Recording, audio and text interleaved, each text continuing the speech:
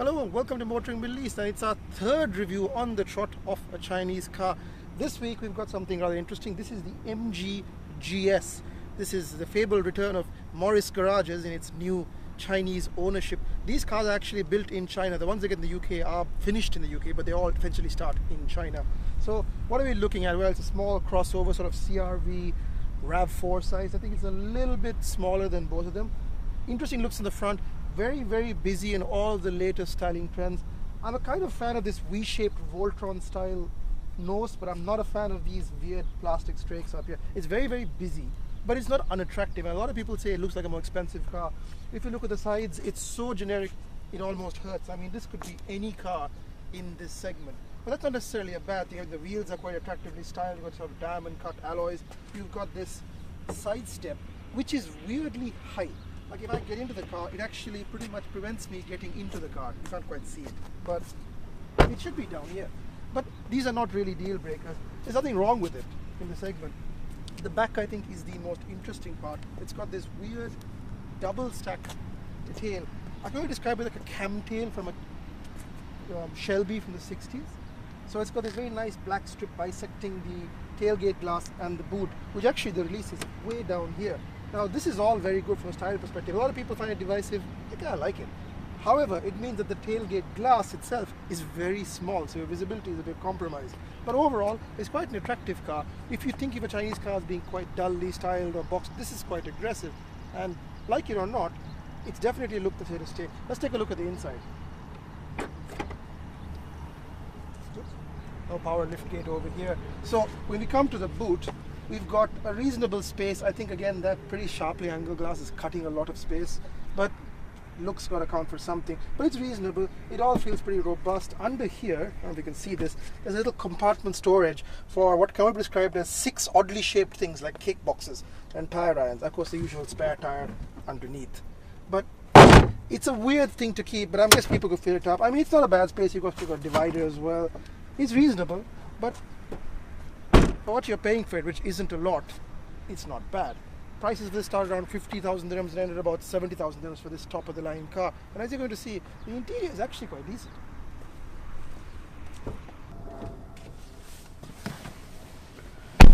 So rear seat accommodation is actually pretty decent for somebody of my size, about 5'10". I'm okay. I'm sitting behind myself. I got plenty of leg room. There's a little door pocket here, and of course the armrest folds down with 2 cup holders. But I think if you were a little bit taller, you would struggle. If you were Shahzad's height, it would probably be a struggle.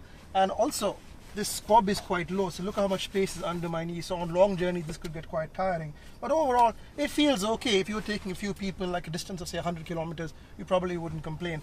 Although I don't recommend sitting like this. You could get 3 people in here, but really it's more of a 2-seater because this space is a bit cramped for 2 people. And of course, we have AC vents back here. Other than that, in terms of toys, what have we got? Diddly squat. There's no rear seat headrest, nothing. But again, it's a 50,000 dirham car. And obviously this interior is styled to be more like an Audi, so it's quite a high sill, so it can be a little bit claustrophobic. But overall, it's not bad. I think the front is where things are a lot better. So we're in the driver's seat of the MG GS, not a classic MGB or a midget. But having said that, as a family car, it doesn't seem too bad. It's got this really nice piano black dash and this sort of beige lower half, which unfortunately seems to attract a lot of dirt. It seems to get quite dirty, or this car maybe just not been washed properly. What's it like? Well, the seat's quite comfortable. The driving position is good. It's power seat, of course. It's non-powered for the passenger. This is a top spec car, so this is all you get. No memory function. Seat, everything seems reminiscent of other cars. So a lot of this is bits of Audi, bits of BMW. Switch gear seems sometimes from Mazda. This seems like a very Hyundai type transmission lever. But overall, it's okay. I mean, for the price you're paying, 50,000 for the basic car, can't really complain. What I don't like is some of the design choices and stuff. I'm being very nitpicky here because I don't think this car is actually that bad. Stuff that really the next generation will sort out, but it's kind of annoying now. So for example, when you're driving along and you listen to your favorite tunes, the placement of the next station or channel skip is right here on the thumbs point. So whenever you're holding the wheel like this, you end up restarting the song or flipping your next song. So it can be a little irritating. Other things, well, all of it looks quite attractive. I mean, it's not too scattered as dashes go, but the plastics feel a bit cheap and scratchy. So everything feels very hard down here. and all these plastics are like really nice painted plastic, but you get the feeling that they're going to chip and scratch in a few years. But again, it's not an expensive car, so these are not glaring faults. It's got an electric handbrake, which is kind of the usual sort of thing. You pull up and you put it off. So it's also an automatic version, so you just press the button, it stops, but it's often a bit slow to disengage. It's got stop start as well. I mean, it's actually really well equipped. This transmission lever feels very light, very disconnected, like it doesn't feel very positive when you change gears, so you almost think it's going to like slushily break off in your hand, but it isn't, as far as I know. And I know that everybody knows how transmission levers work, right? P, R, and D, and S for sport, so that's there, sport. But this has got a W. What the hell is a W? That's not first gear. What's W? Wet? I have no idea what W does. A little pocket down here for your, well, not single light actually. This is your power volt. And USB ports, you're wondering where they are? They're in here, which is not great, and there's no cutout for your wire as well. So again, it's small details that they're getting. This pocket here in particular is like, what does that do? What the hell do you put in there? I guess a cell phone and your driving gloves. There isn't a lot of oddman space. There's one bin on either side, one bin here. You can't really put a bottle down there, a big bottle anyway. And there's some spots down here to keep stuff as well. Sunglass holders here. This rather interesting sunroof arrangement, which basically winds full to the left to open it and winds flat to close it. It's a bit old-fashioned. I'll have buttons up here. Other than that, it's all pretty inoffensive. I mean, it's got a decent stereo. I mean, it actually sounds pretty okay. For 50,000 dirhams, I can't complain. This is the top of the line one, so I don't know if you'd really want much more than this. And there's big blank switches here, which I'm not a big fan of. Other than that, there isn't a huge amount to complain about. But let's see what it's like on the road, and let's see if this car, with surprising lack of flaws, can find any on the road. So we're going to drive a Chinese car, and this is actually the first Chinese car I've ever driven. So yeah, the proof is in the pudding. I mean, all this time I've been giving it sort of backhanded compliments, but actually for 50,000 dirhams, and this engine and this transmission is pretty much standard across the board, 50,000 dirhams is not bad. Yeah, there are things you can quibble about, but there are very detailed things. I keep saying this. That car is actually decent, and that's a lot more than you can say about Japanese cars 30 years ago, or Korean cars 30 years ago. Certainly they were all terrible back in the day, but this doesn't feel like it. There are a few Dragon Mart-y things I would like to say, like this stereo is very Dragon Mart, and honestly, it's very slow and it's a bit fiddly. It's like an Android phone has been stuck in here. And then, for example, when I put it into reverse, it takes an age to go to the camera screen, and occasionally it glitches. I mean, this car is a very well-used test car. It's got something like 15,000 kilometers on it, but let's see how it drives. So what are we looking at? We're looking at 2-liter turbo MG engine, and it's attached to a 6-speed dual clutch transmission. Pulling away, it doesn't feel particularly sluggish. Ride's not bad. It's on 18-inch wheels. You know what? I wish it had 17-inch wheels, because I think the ride would be better. It can get a bit nuggety at low speed, but it's fine at high speed. See, foot to the floor, foot to the floor, foot to the floor, foot to the floor. It's not turbo lag, it's just the car's in too high a gear. And then once the turbo comes on, it's actually quite quick. And you'd be surprised, because this car has 220 horsepower and about 350 Newton meters of torque. It's quite okay. Handling, well, it's a bit roly-poly. The trick with the GS is really to drive it slightly more aggressively than you would, because the gearbox can get a bit confused at low speeds, like all dual clutches. It seems to struggle sometimes with low speed driving, but on the highway it's fine. You just really have to give it a bit more authority and drive it better. Steering is fine. I think it's electromechanical, whatever that means. It's fine. It's got a bit of feel. It's not the last word in handling, but it's okay. The car has one secret, and that secret is that it's running very nice tires. It's running Michelin Primacies. For those of you who know, the Michelin Primacy is an excellent tire. I mean, what you're hearing, a bit of wind noise, but no tire noise. It's a bit of wind noise because of the really weird shape. AC is okay. I think I kept it on full low. It cools well. It takes a bit of while, but again, I've been in cars with far worse ACs. It's not as strong as like a Japanese AC or a fridge like GM AC, but again, it's okay. Just taking it through the clover leaf here, cornering at about 100. Reasonably flat. I think you just have to drive it sensibly and it'll be okay. It'll surprise a lot of cars. It's honestly not that bad. I mean, I got into this car, I really wanted to hate it. I really, really wanted to hate it. But I just can't. I mean, for the kind of person, I'm not the target audience. For the other person looking for a budget-y car, which is kind of economical. Oh, that's my phone running all over the place. The handling's not bad. It's pretty predictable. It does that crossover. That's my bottle falling. It does that crossover thing of feeling like it's a top hat where the top half is moving and the tires are glued to the ground. But overall, it's pretty decent. It's pretty decent. Plenty of bulk. Plenty of bulk. What else can I say? It's got these paddle shifts behind the wheel. I'm not a huge fan of paddle shifts in a car with engines this small. And also, they don't do anything. Look, nothing at all happening. So to make them work, you have to switch them into sport, and then the paddles go live. And now in fourth gear, shifting gear.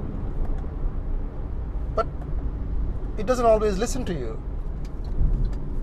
These paddles are really more of an afterthought than anything else. I mean, this car, what it really needs, it's like one step away from greatness. And that step is a good automatic, not a dual clutch. I don't know why they put a dual clutch in this car, because it's not lightning fast gear shifts. And it's not particularly sporty, but it is very good on gas. I have been hammering it around town, driving it like a mini, and you know what? It's fine. It's absolutely fine. It's still got 3 pips left on the petrol, so that's pretty decent.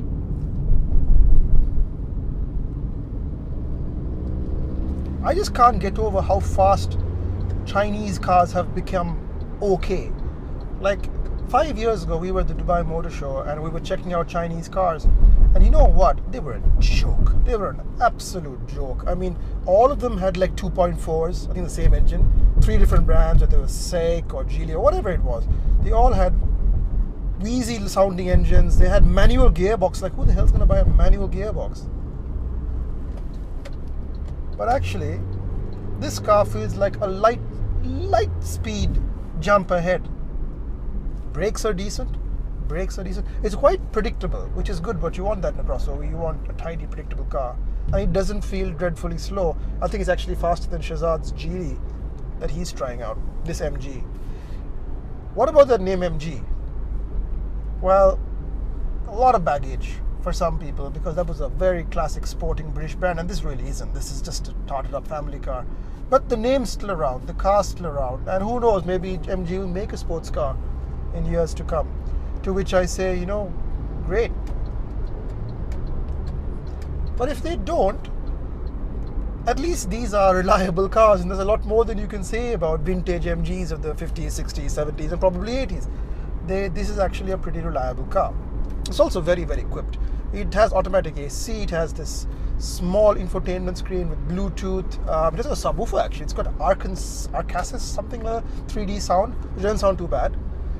It's got electric handbrake, it's got start-stop, it's got folding mirrors, automatic headlamps, automatic windows all around. I mean, it's pretty well equipped. Sunroof, you can't say, not panoramic, just a normal sunroof, but it's fine. Electric doors. For 50,000 dirhams, okay, this is a 70,000 dirham car, so I wouldn't go for this one. I'd go for one in the middle, like a 60,000 dirham car. What do you get? What do you get? A Corolla? Yeah, but that's not a crossover, that's not as spacious, this is not as comfortable as this car. You know, 5 years ago, I drove the Renault Duster, which was a big hoopla around it because it was the first car that came in at a price point of about 49,000 dirhams, if I remember. And it was a cheap car. A lot of people bought it. And it was a dreadful car.